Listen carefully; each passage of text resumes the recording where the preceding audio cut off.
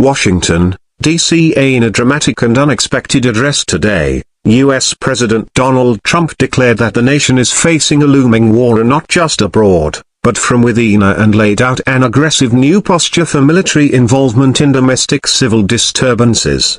Speaking at Marine Corps Base Quantico before a gathering of top military brass, Trump portrayed the United States as besieged by internal threats, specifically targeting what he called radical left lunatics, the enemy from within, and cities run by Democratic leadership such as Chicago, New York, San Francisco, and Los Angeles. War from within. Framing Trump said his administration was shifting focus from external enemies to internal ones. He told generals that what was once considered civil unrest must now be met with a warfighter mindset.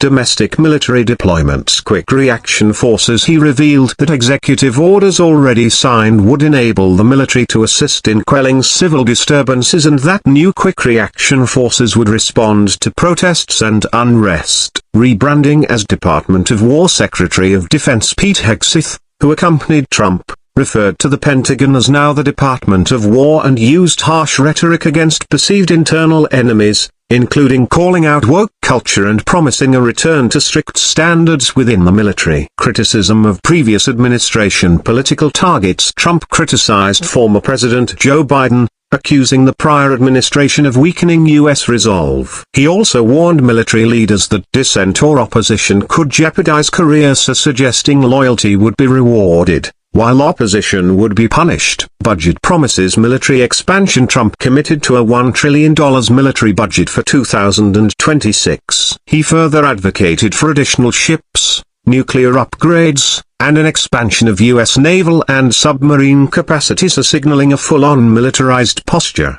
Alarms over civil-military boundaries. Critics warned that employing the military for domestic purposes may violate the Posse Comitatus Act, which limits military involvement in civilian law enforcement. The idea of viewing U.S. citizens as enemies raised serious constitutional and democratic concerns. Silence and tension among senior officers. While assembled military leaders remained largely silent, adhering to norms of nonpartisan professionalism, some observers viewed the lack of applause or overt support as subtle pushback. Public political backlash. Expected. Democratic leaders decried the speech as a dangerous step toward authoritarianism. Civil liberties groups pledged legal challenges. Congressional oversight and court battles may quickly follow. Global context. Foreign policy tie-ins. The address also touched on international conflicts, including the U.S.'s support for Israel in Gaza and strategic rivalry with Russia. Trump's harsh tone suggested that military force, both at home and abroad, would be a central tool of his foreign policy. Congressional oversight.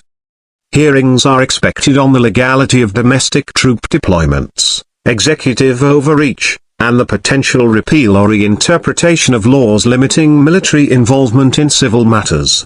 Court challenges. Civil rights litigation. Legal groups may file injunctions challenging deployment orders or executive directives that infringe on free speech, assembly, and due process. Local state resistance. States and municipalities, especially those led by Democrats, may resist federal troop presence, refuse cooperation, or sue the administration.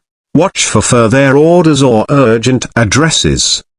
Given the tone of urgency, the White House may issue further operational directives, clarifications, or enforcement memos in the coming days.